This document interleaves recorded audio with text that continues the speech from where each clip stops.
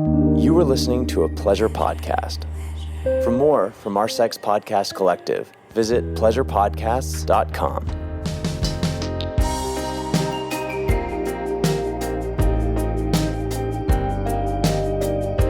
Welcome back to Private Parts Unknown, a podcast about love and sexuality around the world.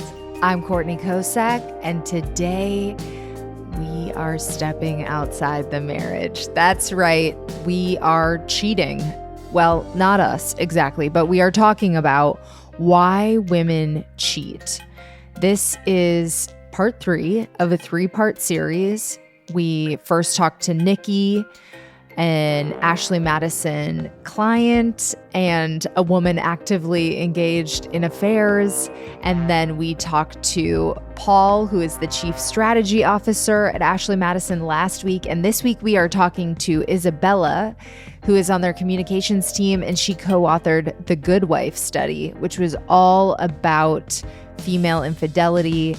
And I just want to review a few of the kind of most interesting findings to me before we dive into this interview. So, what is the primary reason you choose to cheat? The top reason was lonely/bored in my marriage with 28%. That was followed by more satisfying/adventurous sex, which came in with 15.7%.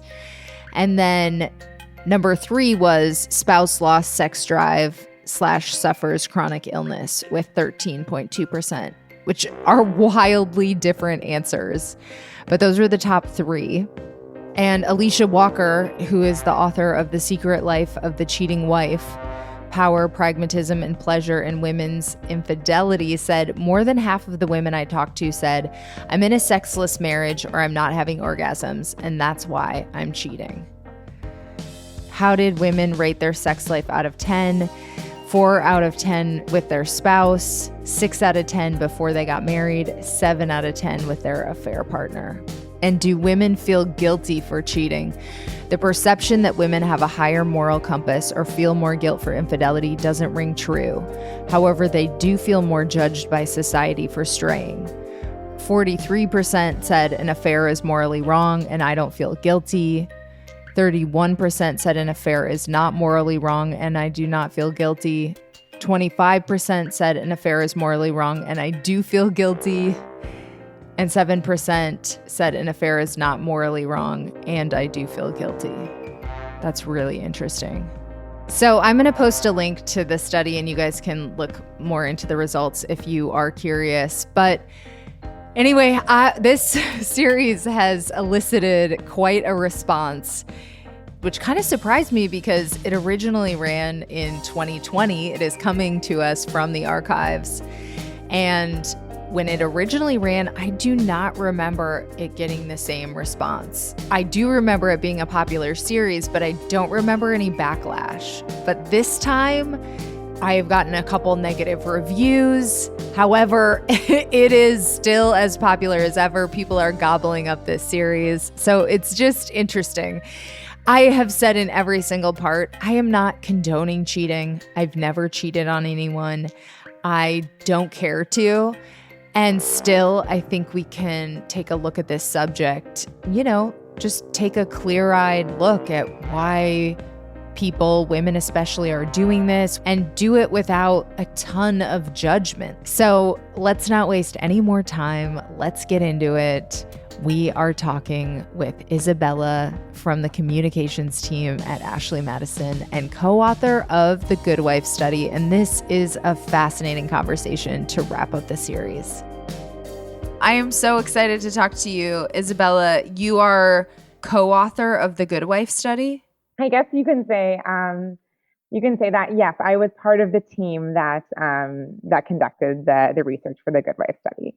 So I think we just really want to dig in, right? I mean, Paul talked a little bit about the differences between why men and women cheat, but we want to really dig into the research and the stats with you and help us understand from kind of like a sciencey perspective. That's a great question. So just as background, I joined the company a little over 3 years ago. And when I first joined, I didn't know a whole lot about infidelity. I probably knew as much as the average person. I had never really experienced infidelity in my life. So I really went in with the attitude that I'm going to really seek to understand our membership as much as possible. And if I can understand them, then I think I'll have a really good shot at representing their perspective and in doing my job a lot better. And so I, from the very beginning of working here, I just started talking to members. I would have phone calls with them. I would ask them what first brought them to our site, where they were at in their life. And a lot of these people I spoke to were women, of course, that are on the site, men as well. But I did focus sort of a lot of my conversations around female infidelity because I did think that was really fascinating, only because I feel in a lot of what we learn in mainstream media about cheating is really from the male perspective. So when we conducted the research last year, I don't think I was really surprised with the results because it was confirming a lot of what I already knew based on actually speaking to the women directly throughout my time at the company. So it definitely reinforced a lot of what we at Ashley Madison learned around infidelity and why women cheat. But I think the general public, it did break down some of those misconceptions. Do you want to talk about some of those misconceptions that exist in like popular culture and just like the public consciousness about women and cheating? Yeah, I think for a lot of people, there's the belief that monogamy is somehow easier for women or more appealing to women compared to men. So that was one myth that I think we thought to maybe break down a bit. And what this research found is that women do find marriage purposeful, but they actually find the monogamy piece sexually unappealing. I'm not sure if you're familiar with Wednesday Martin, but she wrote a book on this topic as well. And she talks about how women actually tend to become bored with monogamy before men do in long-term relationships. And what really happens, I think, in a lot of situations is women might lose interest in sex with their primary partner, their spouse, because it's just not fulfilling for them, whether it's because they're not reaching orgasm or it's just not the type of sex they want, or they get bored. And so the men, I think, assume in a lot of ways that the wife just isn't interested in sex anymore at all. But what's actually happening is when these women step outside their marriage and have affair sex, they realize, no, wait, I do like sex. And they sort of have this awakening a bit with sort of what sex is like outside the marriage. And so I think just that topic around monogamy being easier for women and harder for men and that whole line of thinking, I think we really wanted to peel that back a bit. And, the study found 64% of women actually feel sexually neglected in their primary relationship. And 47% were rarely, if ever, receiving oral sex from their spouse. That's wild. Another 40% not reaching orgasm. So, that sort of contributed to this idea of like the dead bedroom and sexless marriages. And I think that is very, very fascinating. And so for us, again, we just wanted to help better understand and share what's really happening with women. It looks like, according to your research, that the 7-year itch is a real thing that happens. Yeah, that's sort of the point in which we were finding that the average woman had her first affair at the 7-year mark. So I think, a couple things, can factor into that.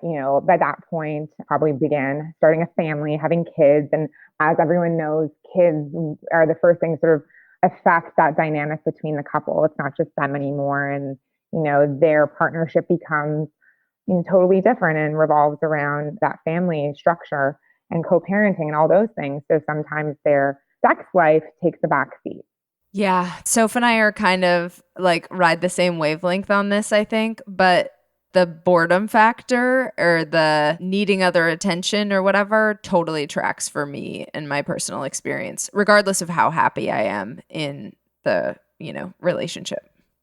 Absolutely. And that's another myth actually that you're sort of touching on is this idea of happiness. People, I think, assume that when people cheat, they're looking to leave their marriage or they're in an unhappy marriage. And that, in fact, we found not to be true. As Dr. Alicia Walker is an academic out of the University of Missouri, and her research, she spoke to women on Ashley Madison as well, who really said that their affairs were a supplement to their marriage and not a threat. They were, in fact, straying to stay married. That's exactly what Nikki said yesterday when we talked to her. Exactly. So what women are finding is they get so much out of their spouse that works for them. Their spouse is their best friend. They're a reliable co-parent. They build this life together. They're financial partners. They have a house. They may have a cottage. They have, the same group of friends, so they really like their life. And they find their relationship is actually fulfilling in so many ways. But their intimate life isn't what they need it to be. They're not getting the sex they want. They're not getting the sex frequently enough. There's a mismatch there. And so the way they see it is it's not worth throwing this all away just because of the sex. And what if I can outsource that physical component that I'm missing in my marriage and get that elsewhere and then return home and return to my partner, my family life, more patient, more loving, because there's not that gap anymore, that void. I've come to realize, I think, stems from expecting so much from one person for this really long period of time. But what you're describing is like the classic male perspective on cheating, right? Exactly. And it's not just for them. And also, I just want to bring it back to the 7-year itch. What I thought was really interesting is, so at 5 years in, people noticed a decline in sexual frequency, 6 years in, a decline in sexual quality, and then 7 years in, had their first affair. I found that to be really fascinating. Can you talk a little bit about that? Yeah. And I think, so much changes in a marriage. And I think when we take those vows, and I say we as if I'm married, I'm actually not married. So, everything I know about marriage is just, from what I've learned from other people. But I imagine, you take those vows and you make this promise, this explicit promise, with a lot of implicit assumptions about what each person believes monogamy is, what each person expects out of their sex life long term, and how things are going to be. There's a lot of assumptions on how that will go, and people grow and change. And the person you kind of find yourself married to 10, 15 years in might be very different than the person that you exchanged vows with. And, you really need to be dancing to the same beat. And that presents itself in many different ways. And in this case, I think what we hear from women is that, maybe they're not as attracted to their spouse as they once were, or maybe again, sex for their spouse doesn't need to happen as often. Or, the biggest complaint is women aren't having orgasms. And so I think a lot of them are faced with that choice. And, a lot of women will try to go the therapy route, or they'll try to introduce different elements to their sex life. But again, it doesn't surprise me that when you get that 7-year mark, it does get tough to justify staying with the status quo, because at that point, again, there's a really high likelihood that you have kids and a family life and other responsibilities that have crept in. So it's not really just about the couple anymore, right? And again, I think a lot of times those things, sort of the needs of the couple, take a backseat to the wider management of the household. And again, I think women, I don't necessarily think that they're having affairs for the first time, or taking matters into their own hands for the first time, but it's the first time we're really hearing about it, and they're being sort of more forthcoming about it.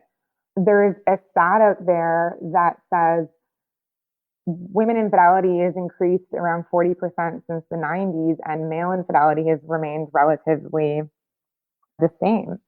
And again, is that because women are cheating more, or is it because women are finally more comfortable being open about their dissatisfaction with their sex lives, or more open with the fact that they're needing these things, and they're going to get them on their own if they're not getting them at home? Is it that openness and that comfort level with being more honest? But I definitely think that these beliefs that we thought were only true to men are, really revealing themselves to be things that women are feeling as well.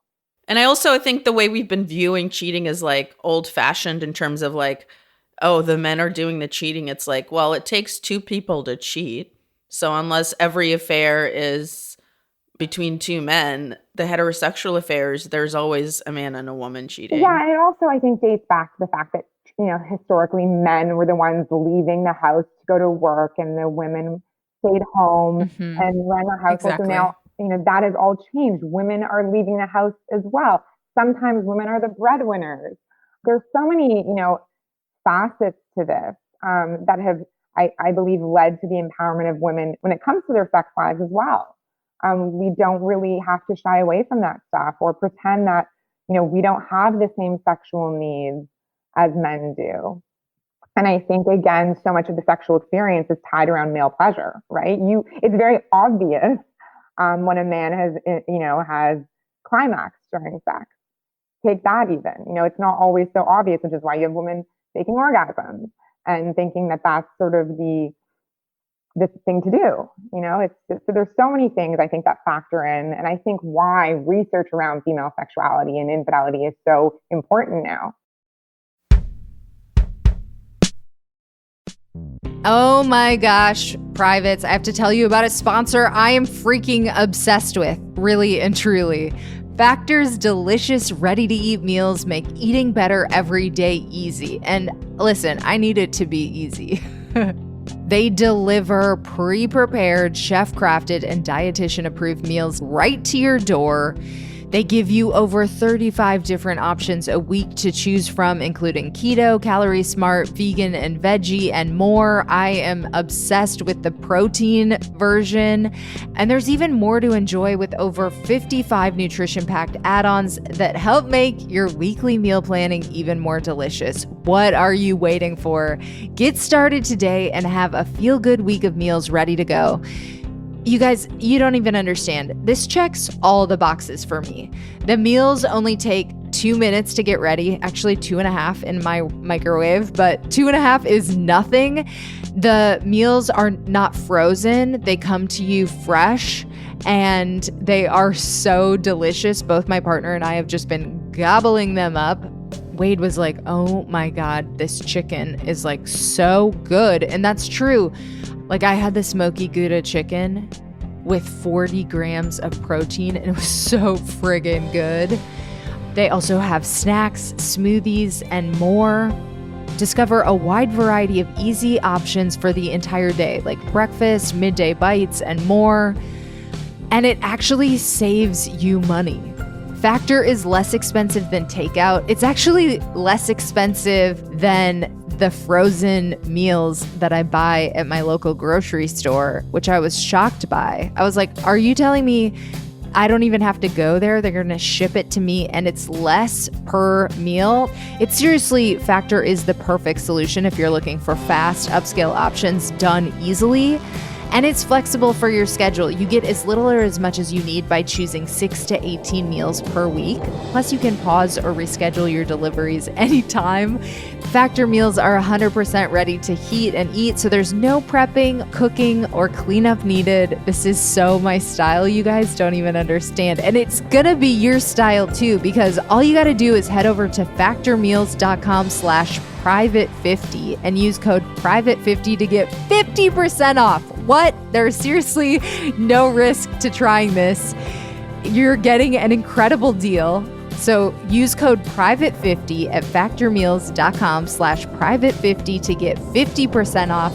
You guys, you have to try it. I have been eating this stuff nonstop for a couple weeks and it is so, so good. So one more time, head on over to factormeals.com/private50 and use code private50 to get 50% off. And honey, we are going to be eating the exact same thing. Well, actually not, because they have so many different options. Anyway, enjoy. Bon appetit.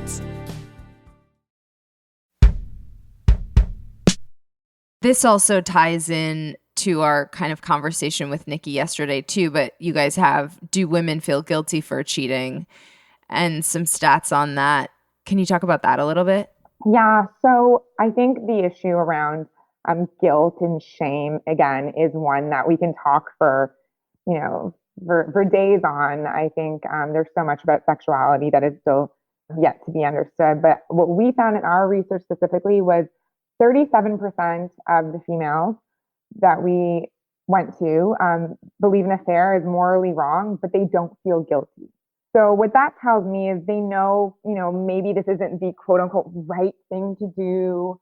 Maybe they're not being honest with their spouse, and it's, they're doing something that's sort of secret on the side. But I think the reason they don't feel guilt is because in their mind, they're doing the best thing to sort of keep their family together. They're doing the best thing to keep their marriage intact long term.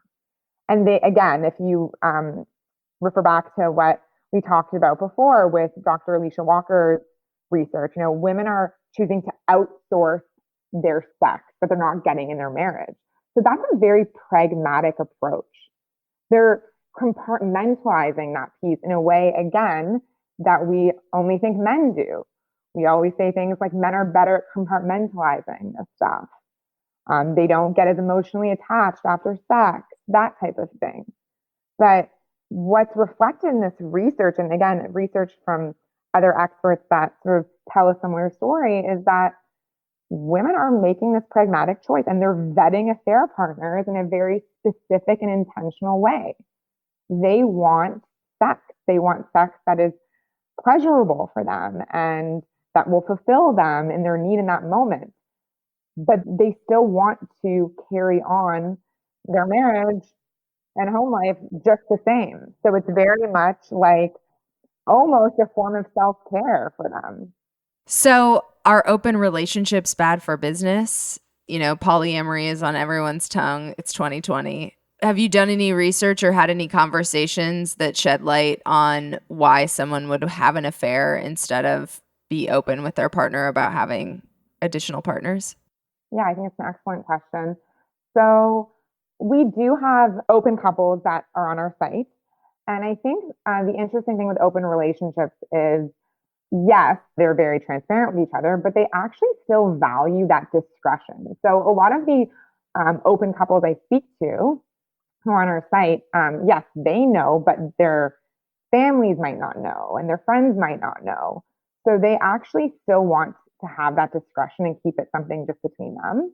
We have a lot of couples that have come to our site to meet other partners. And I think as things evolve, I think there's, going to always be value in some discretion. And I think with open relationships, they're all very different as well. And I think the level in which, open couples choose to manage their open relationship is very unique to each couple. And in a lot of ways, there can still be opportunities between those open relationships for things to kind of like go off sometimes. So what I mean by that is when you're in an open relationship, you have rules, so you have an agreement in place. Maybe it's that, I need to know all about your dates after they happen, or you only can go on 3, meetings with someone and not take it any further. Like, I'm sure, again, there are rules in place for each couple as they choose, but sometimes there's still in those open relationships people that choose to do something outside of that that's maybe secret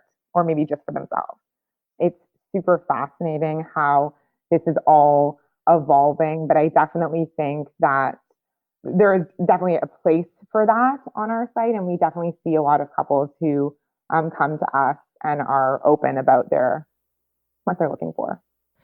Nikki talked about not wanting to be in an open relationship, that there's something about the thrill of it and just that she doesn't want her husband to be doing the same thing.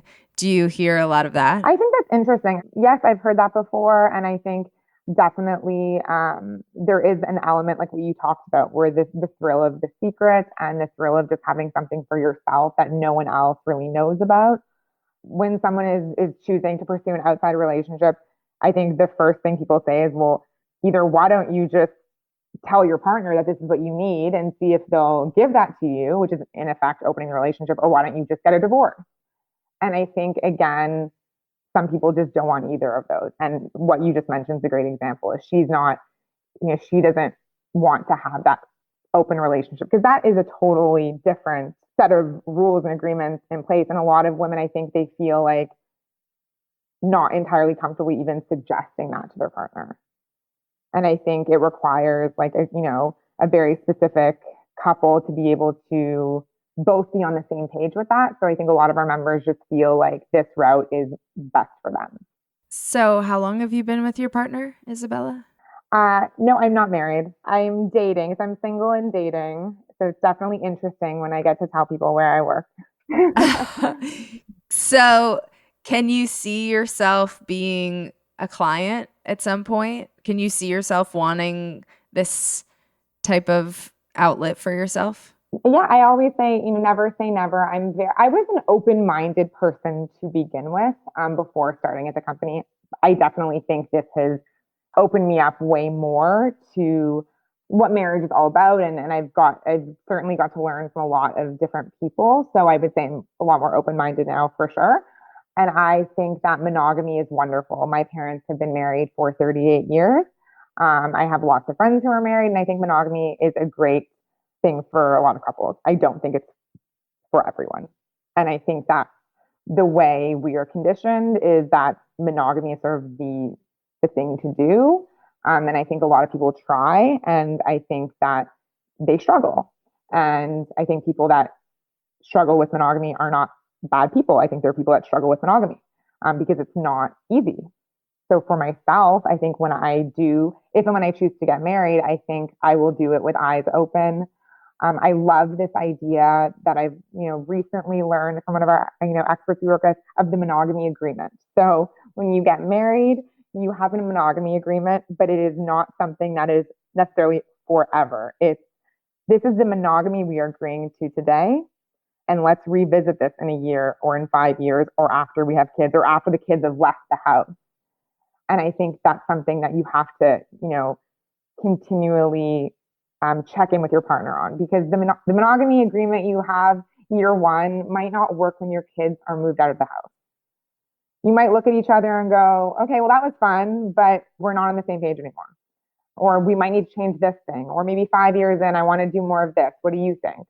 I maybe want to have a third partner in the bedroom. What do you think about that? I want to try this thing. I think encouraging that open dialogue rather than thinking that your marriage is never going to change or the people are never going to change in a marriage. Like, I think things just really evolve, and you need to be someone that understands that it's not a fairy tale. It's not, easy. It's something that you need to really, I think, understand it's a challenge. It's something I think both parts of the couple have to really work on it.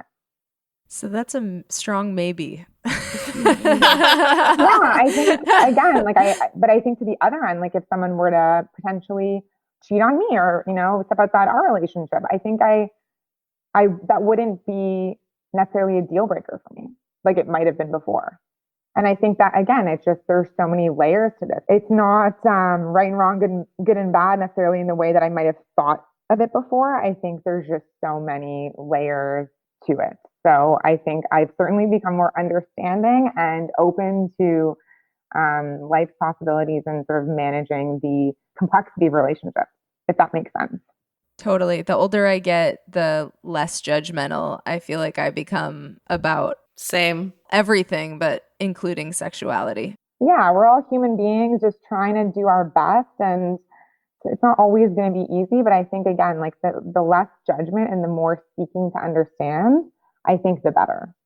And I think that's what I've definitely experienced in talking to members. And I'm sure you experienced that when you spoke to the member, and just sort of getting those different perspectives and realizing that monogamy does work for a lot of people. We can't convince people who are satisfied with their monogamy to cheat.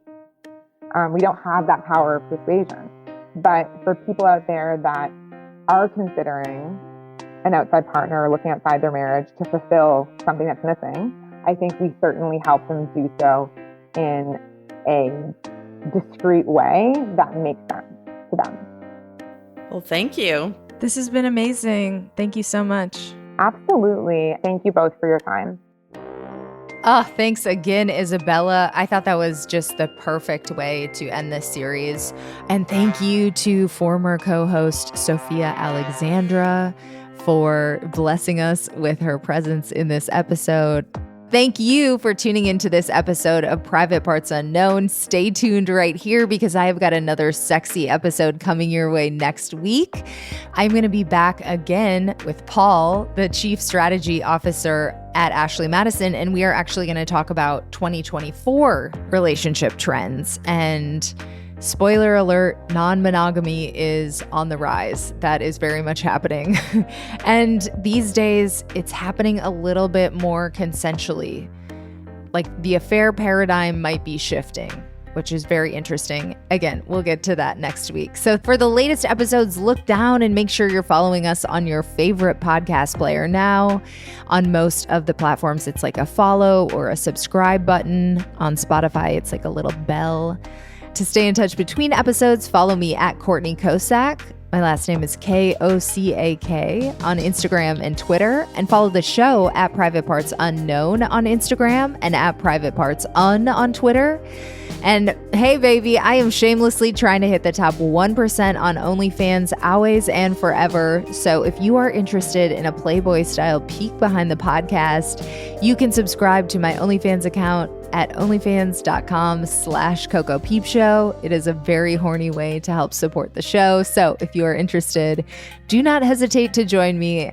It is onlyfans.com/CocoPeepShow. And of course, subscribe to our newsletter at privatepartsunknown.substack.com. There is a link in the episode description for that.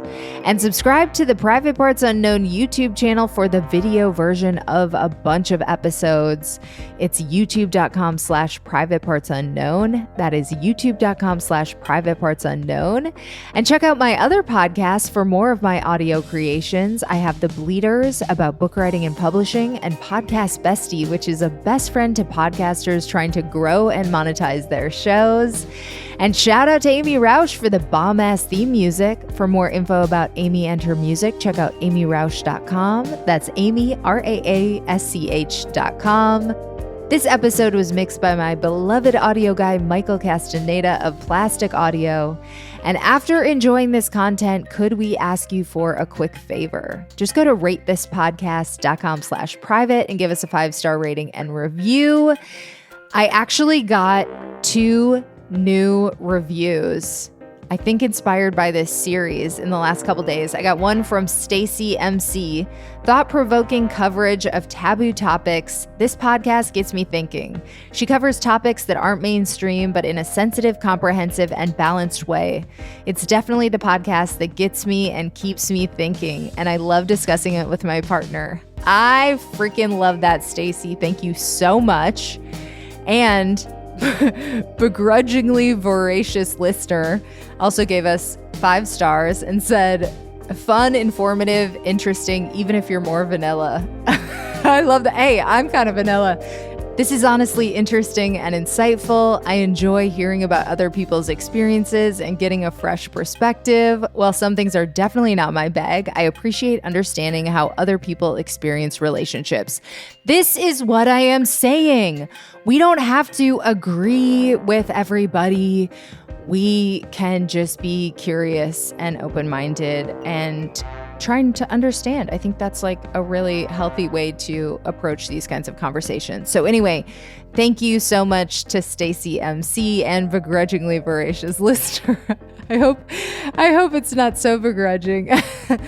Anyway, we currently have 284 ratings on Apple Podcasts, and we would love to get to 285 and get another 5-star review.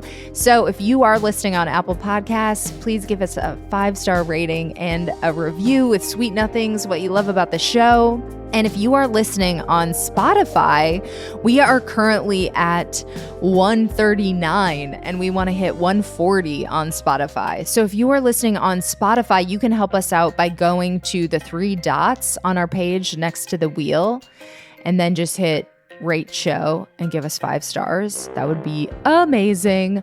Or you can give us a rating and review no matter where you listen to the show by going to ratethispodcast.com/private and giving us a 5-star rating and a review. It means truly so much to me. Both of these reviews that came in this week, I was like, yes. Awesome. And wait, there is one more way you can help support the show. We are now on the Fountain app. So if you are listening on a V4V platform and you get value from this show, you can support us by sending a boostagram. You can even send a comment along with your boost. And I have to say, those are my favorite messages to get because they come with money. Thank you so much for sticking with me until the end. Until next time, stay curious and keep exploring. Love you, privates.